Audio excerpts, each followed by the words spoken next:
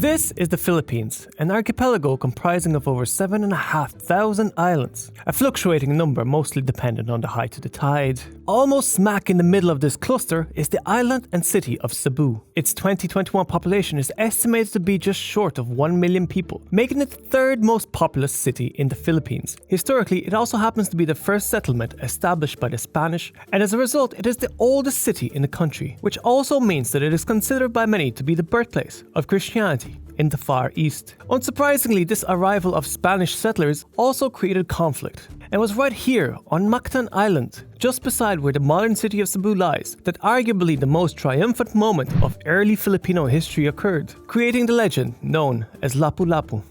So let's talk about it. What were the pivotal moments of this region's recorded history? How was it affected by the arrival of the Spanish Empire? And how has Cebu evolved to become one of the most important economic centers in the Philippines? In truth, history of the earliest tribes living in the Philippines isn't that well known prior to the arrival of the Spanish, simply because little was written down. What we do know largely comes from other Asian cultures who were their trade partners and settled there themselves, starting with the period of South Indian Pallava dynasty and the North Indian Gupta Empire, when Indian culture spread to Southeast Asia and reached as far as the Philippines, leading to the establishment of Indianized kingdoms.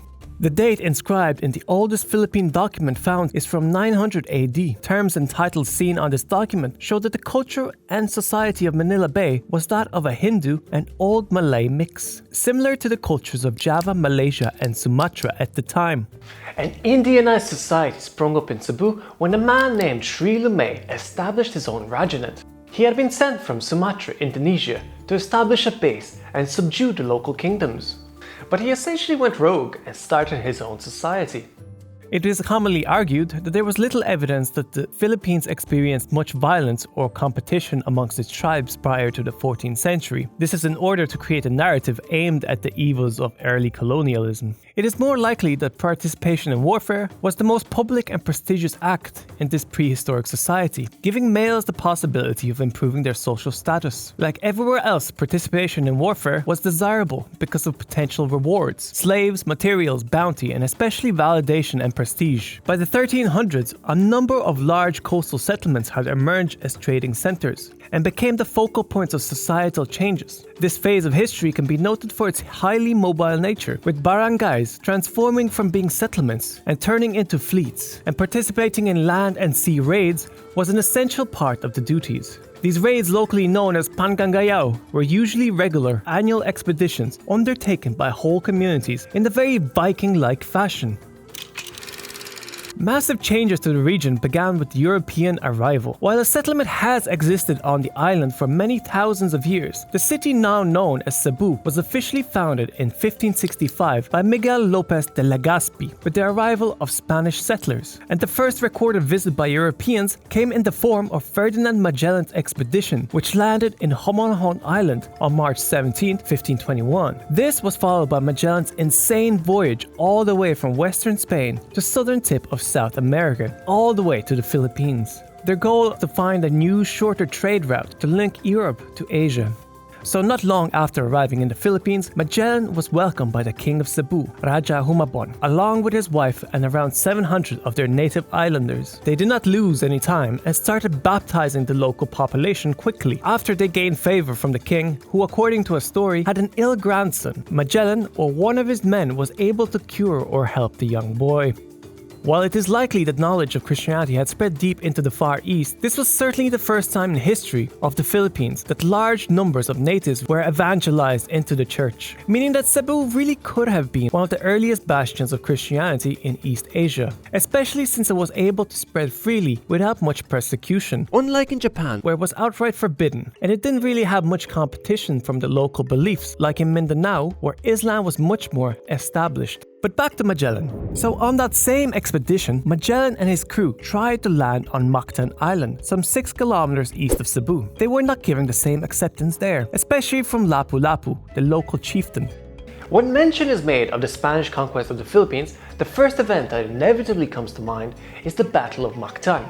Every Filipino schoolchild would know of this story and be taught about it. It has been etched into Filipino nationalist consciousness and Lapu Lapu is considered a national hero. Instead of a warm welcome, the Spaniards were met with a barrage of flying spears, and subsequently the Battle of Mactan was fought on April 27, 1521. Magellan was heavily outnumbered with only 100 soldiers or less, fighting Lapu Lapu head-on in typical European fashion, utilizing his advanced weaponry. Considering that under Lapu Lapu's commands there may have been well over 1,000 warriors, this probably at first seems like an obvious foolhardy blunder. In reality, Magellan by this point in his career was an experienced military leader who had faced similar odds when fighting various tribes in South America, including the Aztecs. Technological and tactically advanced methods of European fighting usually prevailed as they scared off local resistance, especially due to European tradition of warfare, which emphasized very direct confrontation that usually resulted in many casualties. This time they did not, and Magellan and most of his soldiers were overwhelmed and killed. Magellan's body was never recovered, and the remaining members of his expedition returned to Spain. Ever since, Lapu Lapu became a national hero, symbolizing the nation's bravery and capability of resisting foreign invaders. Today there are two monuments standing close to each other on Mactan Island, one in the name of the first national Philippine hero and one for Magellan, the first bringer of Christianity.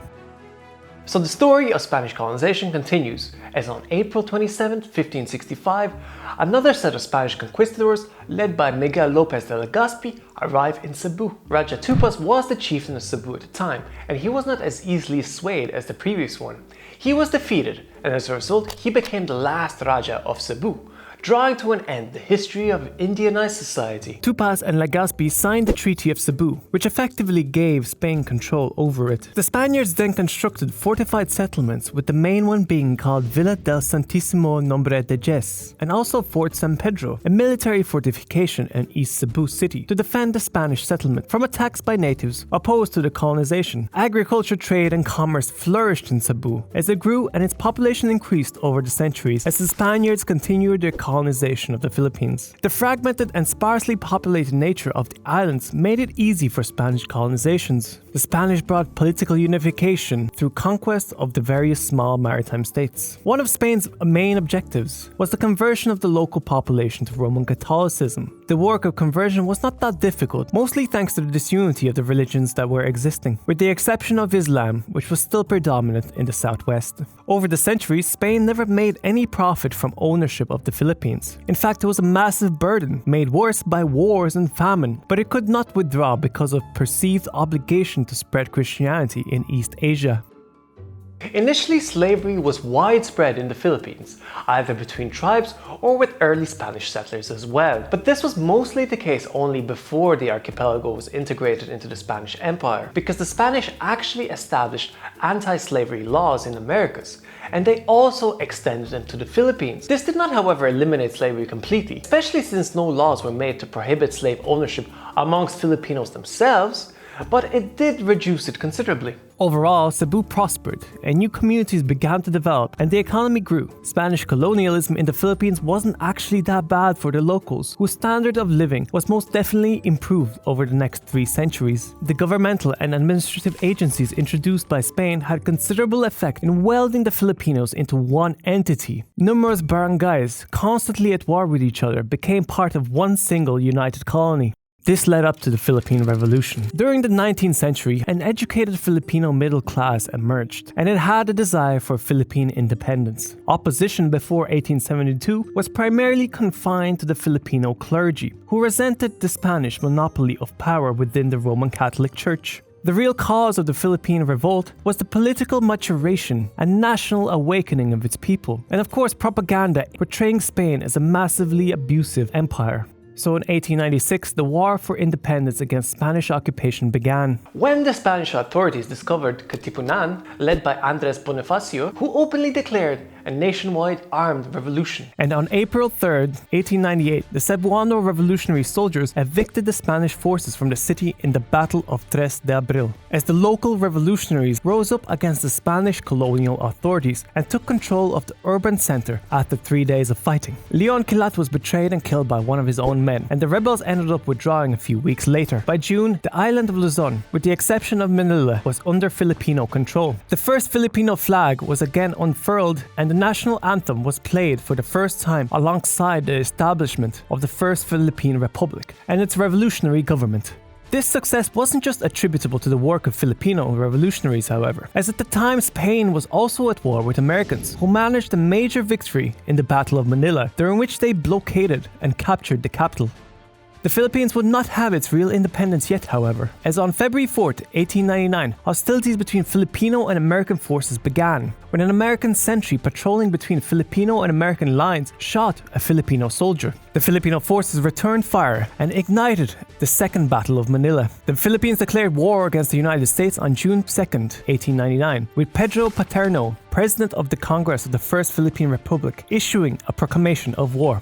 So from 1899 to 1902, the war between Filipino revolutionaries and the United States occurred, resulting in the American colonization of the entire country. Americans who were in favor of annexation had a variety of motivations: desire for commercial opportunities in Asia, concern that the Filipinos were incapable of self-rule, and feared that if the United States did not take control of the islands, another power, such as Germany or Japan, might do so instead. And so, with the signing of the Treaty of Paris at the end of the Spanish-American War, provided for the secession of Cebu along with the rest of the Philippines to the United States.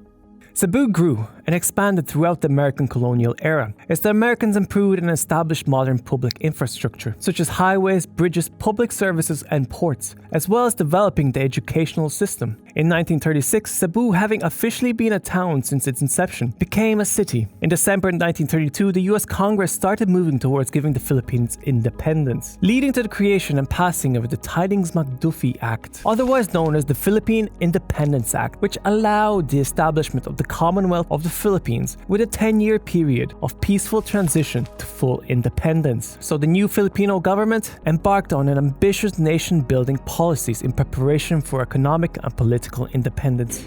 Their plans would have to be paused for a while, however. On December 8, 1941, the Japanese launched their invasion by sea from the island of Formosa, otherwise known as Taiwan, and the island of Palau. The defending forces significantly outnumbered the Japanese, but were a mixed force of non-combat and semi-experienced soldiers, while the Japanese used their first-line troops, and by concentrating their forces, they swiftly overran most of Luzon during the first month. Cebu City became an important base for the Japanese during the war, and as a result, it was subject to aerial bombardment by US forces, resulting in widespread damage. Prior to the war, Cebu had been the Philippines' second most important industrial center, and it offered the Allies a harbor for future operations against the Japanese, making it an important strategic target. This led to the Battle of Cebu City. The whole island was garrisoned by a force between 14,500 and 15,000 Japanese troops, mainly situated in Cebu City and on the central east coast. Following preliminary bombardment, the battle began on March 26, 1945, when the Allies launched Operation Victor II. Under the leadership of Major General William H. Arnold. The force consisted of about 5,000 men who landed on Talisay Beach, 4 miles southwest of Cebu City. Meeting no Japanese opposition, the US forces nevertheless suffered heavily from mines and booby traps as they crossed the beach. The troops slowly forced its way off the beach and moved inland against only small pockets of Japanese resistance that were carrying out delaying actions. First organized enemy resistance is encountered on the outskirts of Pardo, a village 2 miles from Cebu City. The city itself was not that heavily defended either, as large parts of the Japanese force had withdrawn to hilly and more defensive terrain in the north of the city. During the final stages of the battle, the mountainous parts of Cebu were also bombed and cleared. A series of battles were subsequently fought during this time, the most famous of which was the Battle of Gochan Hill. It took about 2 months to fully liberate Cebu between March and April 1945. Cebu recovered after the war and grew and developed into a major economic center. Cebu's success as a sea hub also contributed to its emergence as an air transportation hub. During the Vietnam War, the US upgraded Mactan Island's airstrip to enable it to handle military jets. When the war ended, Cebu was left with the makings of an international class airport, which has been expanded since then. Cebu became the second most significant metropolitan center in the country after the capital of Manila, recognized as the Philippines' main domestic shipping port and home to about 80% of the country's domestic shipping companies. The city was never rich in any particular resources and isn't endowed with much arable land, so it had to follow a model that was similar to Singapore and Hong Kong, largely relying on trade.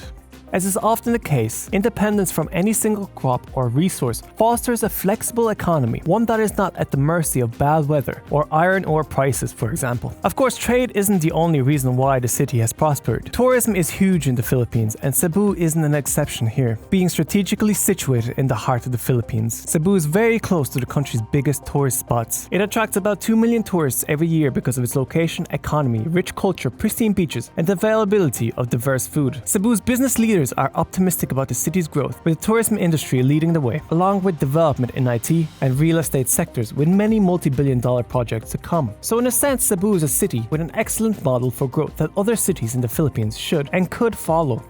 So there you go, the story of Cebu, and a quick overview of the Philippines. I learned a lot doing this video, and I don't know why I kept putting it off. I didn't expect to find such a deep well of interesting history that I haven't looked into. Check out this golden street light map of Cebu that you can get from geoperspective.org. You can download and print yourself or use it as a wallpaper. Now guess the location of this footage by leaving a sacrificial comment to the YouTube algorithm. Please subscribe and share this video if you'd like to encourage me to do more videos on the Philippines, and I'll see you soon. Geoperspective out.